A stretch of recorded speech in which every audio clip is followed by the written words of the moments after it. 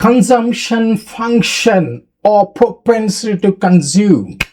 It's a very important topic. I'm sure must be preparing well for your board examination. This is a very important topic. That's why we're again repeating this topic.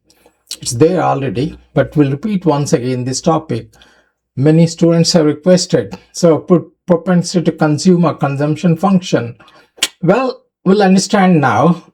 Just understand by points. The first point to understand what exactly is consumption. Consumption is satisfying your wants. You go to a movie, that is consumption. You buy a book, that is consumption. You buy fruits and eat, that's consumption. Anything, whatever you buy, consume, utilize the services, anything, that is consumption. So what is important is, the first point, your consumption depends upon your income. Okay, the first point, your consumption depends upon your income. If your income is high, obviously your consumption will also be high. If your income is high, your consumption will be high. If your income is low, your consumption will be low. Remember that point. That's the first point. Second point to remember here, as your income increases, no doubt, your consumption will also increase. But it will always increase at a lesser rate, lesser proportion. As your income increases, your consumption also increases, but at a lesser rate. This is given by the father of macroeconomics, James Keynes, Keynes. What he has given, one psychological law of consumption.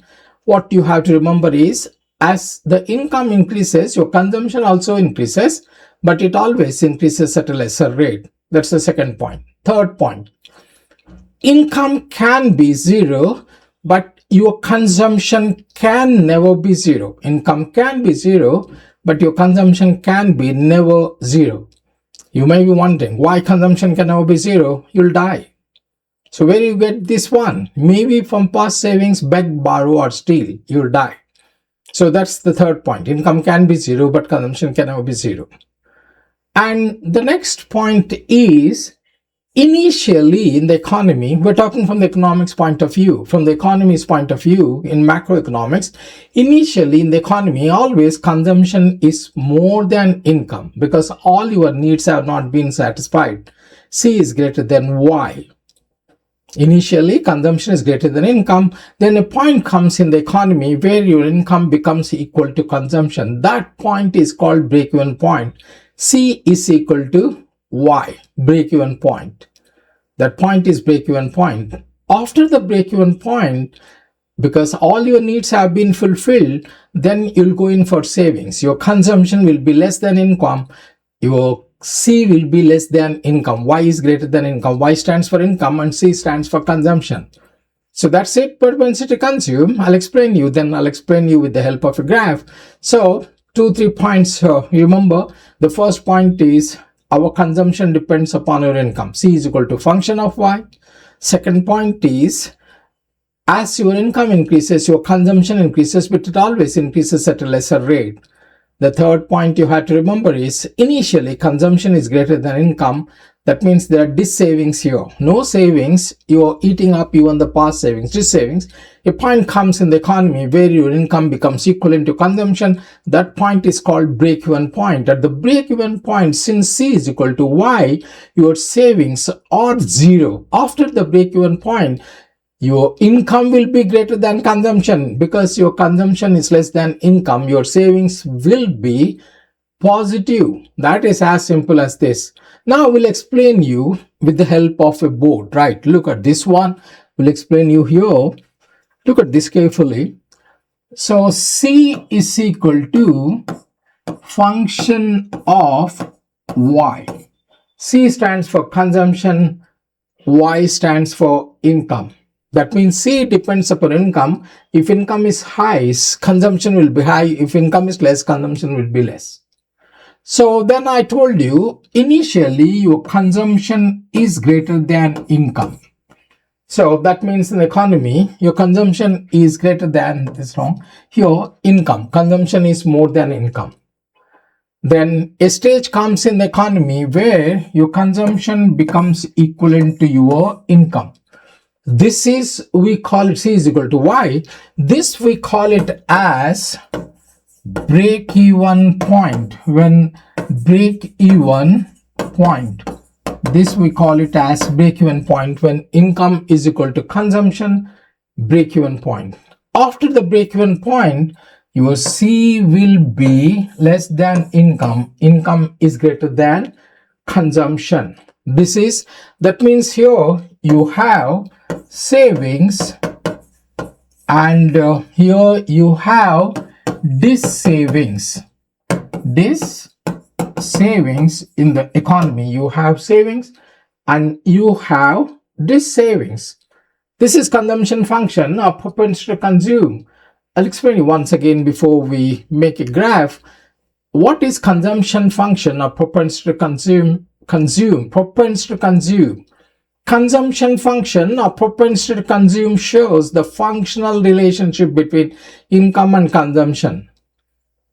If income is high, consumption will be high. If income is low, consumption will be low.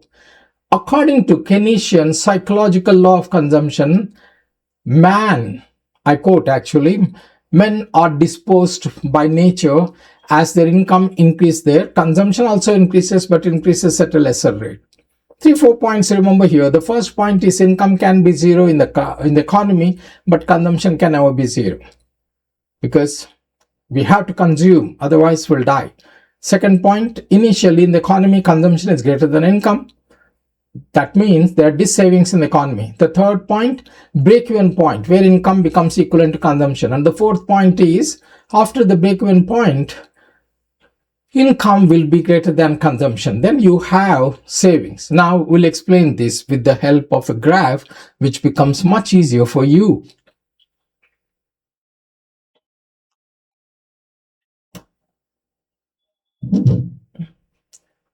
Okay, now this is your y-axis and this is x-axis, and this is, oh man, so this is we'll rub it out once again. So this is repeat here. We'll try this. This is y-axis and this is x-axis. So here we'll take on those consumption,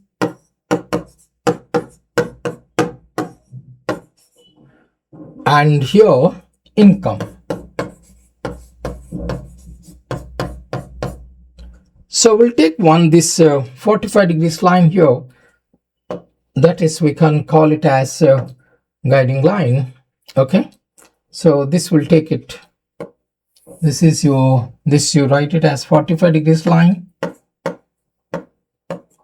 Okay, this is your, now we'll take one more here, black line. Okay, so this is Y, we call it income line. This is consumption line C. This is the point C bar, we call it as, this is the point where you have C bar. Income is zero, but consumption can never be zero. This is the minimum. We need this much of consumption in the economy.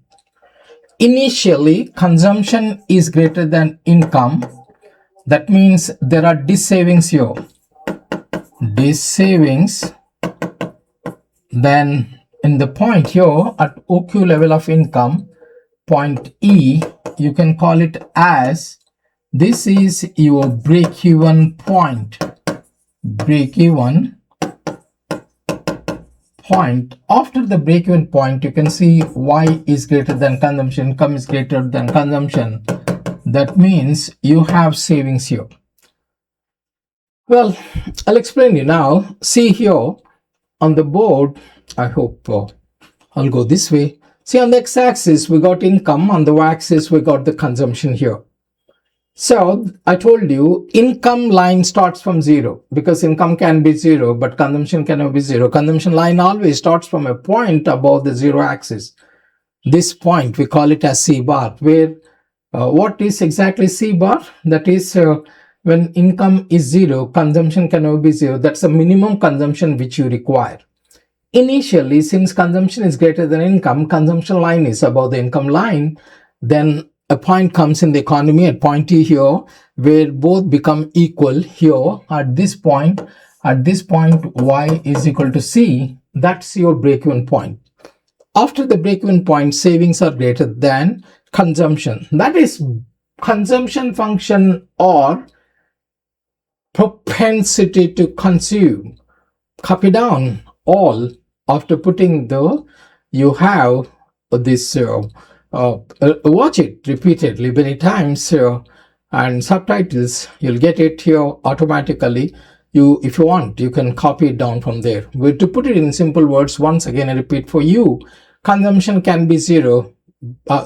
Income can be zero, but consumption can never be zero. Second point, initially consumption is greater than income.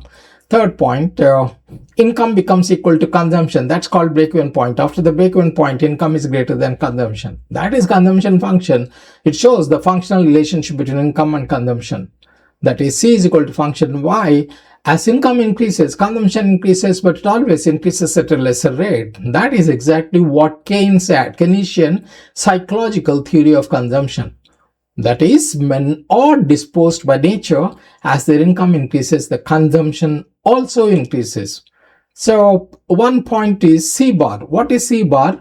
That is the minimum consumption at zero level of income which we require. That's why the consumption line always starts above zero axis. What is the break-even point? Break-even point is that point in the economy where income becomes equal to consumption. At the break-even point, savings are zero.